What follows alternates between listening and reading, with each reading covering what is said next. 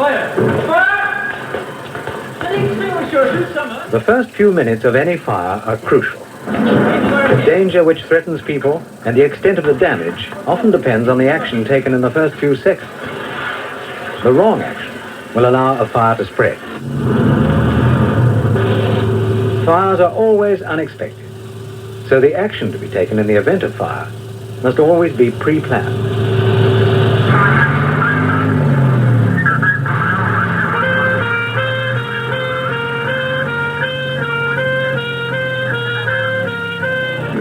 It started half an hour ago, and it spread quickly.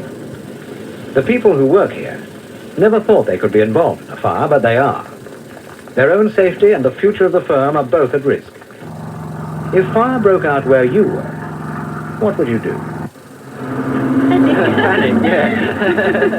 Have you had any training on what to do? Unfortunately, this is all in hand at the moment. We haven't as yet, but there's one coming next week, I think, fire drill.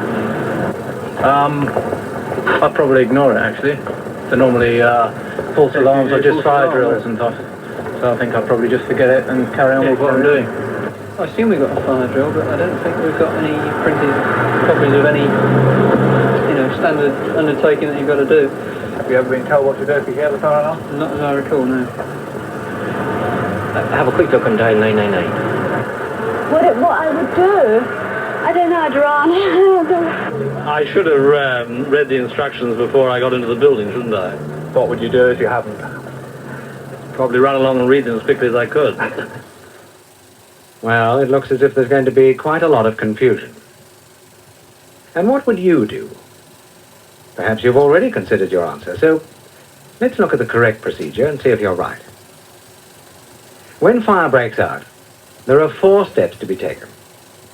Raise the alarm, call the fire brigade, tackle the fire, evacuate the premises. It all sounds easy, but it isn't, because in a fire, time is not on your side. Small fires can get out of control in a matter of minutes. Smoke can quickly fill a large area, making it difficult to see flames, let alone put them out. It can all be pretty confusing, unless you're properly prepared. It's in all our interests to look ahead and consider the possibility of a fire, and the steps we'd have to take if one broke out. Raise the alarm, call the fire brigade, tackle the fire, evacuate the premises. 4 jobs to do. But in which order should they be done, and who does what?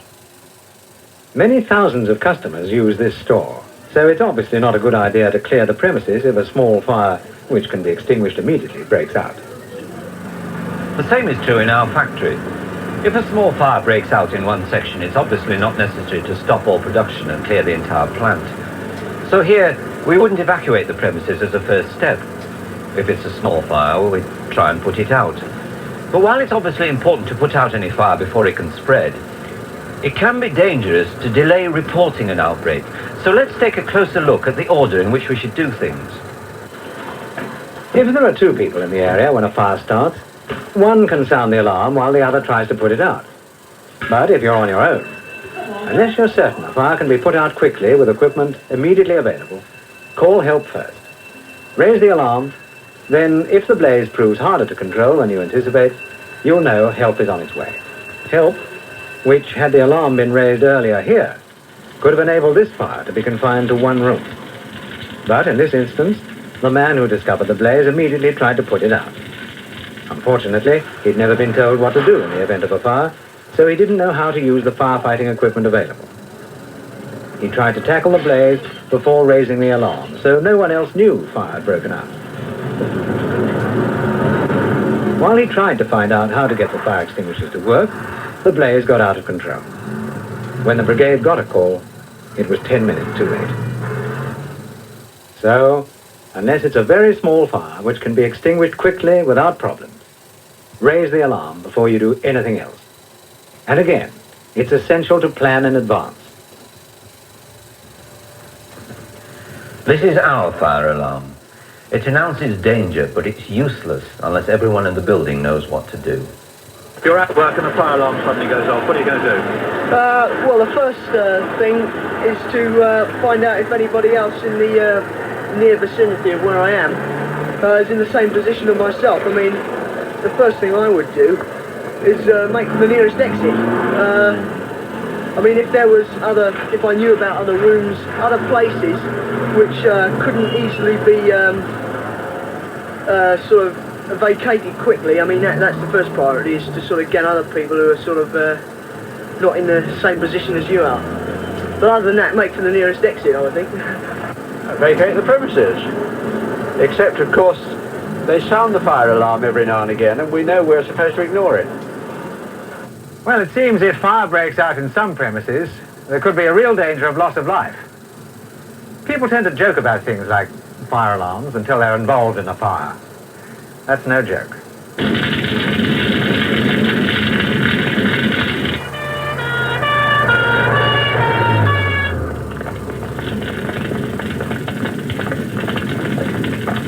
If the alarm sounds in this factory, there shouldn't be any confusion. The risk has been minimized by preparing permanent standing orders on the procedure to be followed in the event of fire. All industrial and commercial premises and buildings used by the public should have their own plans. Plans which must be fully understood by the people who would be affected by them in an emergency. Regular fire drills and normal training can help to ensure that if fire does break out, everyone will be aware of his or her responsibilities. When the fire alarm sounds at this factory, the telephone switchboard becomes an emergency control room. The orders for each department are clear, so everyone knows exactly what to do. For example, if fire breaks out in this department, this is the means of sounding the alarm, and these instructions ensure the people who work here know what to do. This sounds the evacuation alarm, and in our factory, it also automatically calls the fire brigade.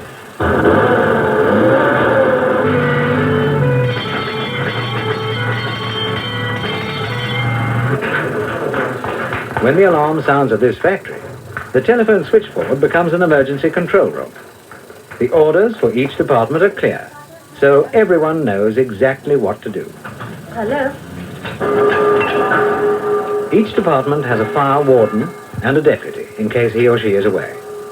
On this floor, Mr. Greenwood is fire warden and Mrs. Williams is his deputy. In the event of a fire, they're trained to take charge, to supervise evacuation, and direct firefighting until help arrives.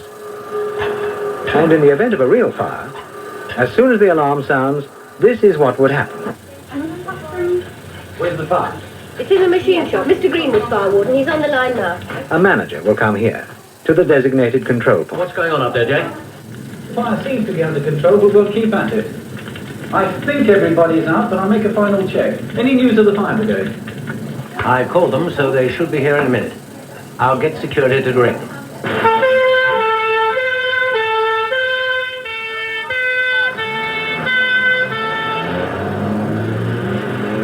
It's just 4 minutes since the alarm was raised. The names of the people who work in the area of the outbreak are already being checked, so the procedures to be followed are obviously clearly understood. Because everyone knows what to do, there's no confusion. So, raising the alarm and calling the fire brigade come first for all but the smallest fires. Of course, if there's a company firefighting party, they must know too.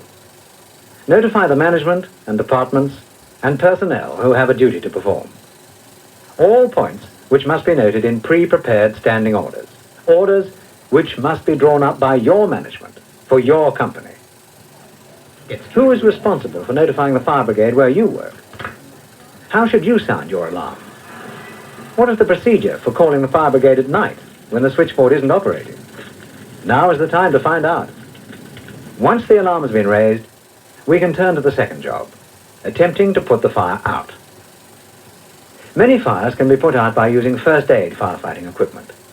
We'll give detailed advice on how to use firefighting equipment in another film in this series.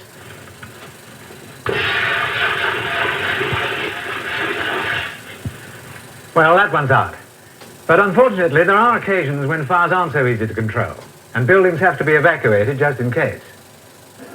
The timing of a decision to evacuate can be organized quickly at a suitable stage. As part of basic training, every employee should be told what to do and where to go if fire breaks out. He or she must be familiar with the escape routes to be used. and with an alternative route in case the main route becomes impassable. Instructions must also specify where to assemble after evacuation, so the names of people who should be present can be checked to see if anyone is trapped. Confusion in evacuating a building causes delays and can prove fatal. Smoke and flames won't wait. Of course, rushed over with some extinguishers, and there was not much we could do. And then someone said that there's someone trapped in the lift. So I ran back into the warehouse to go with a big tire lever, and ran over to the lift with someone else who had a crowbar. And we forced the doors open, but the lift wasn't down, it was in between the floors.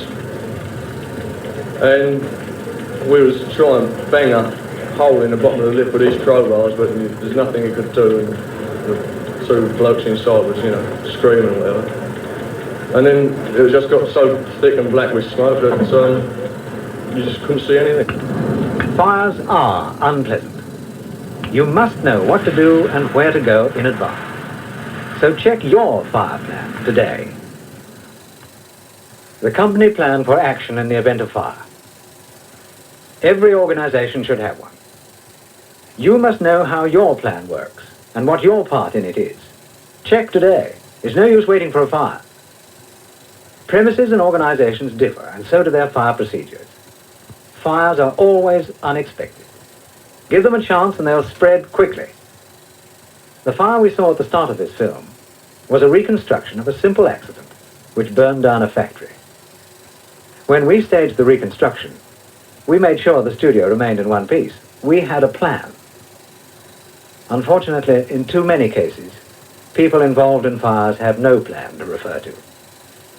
So make sure you know the plans for your company in the event of fire.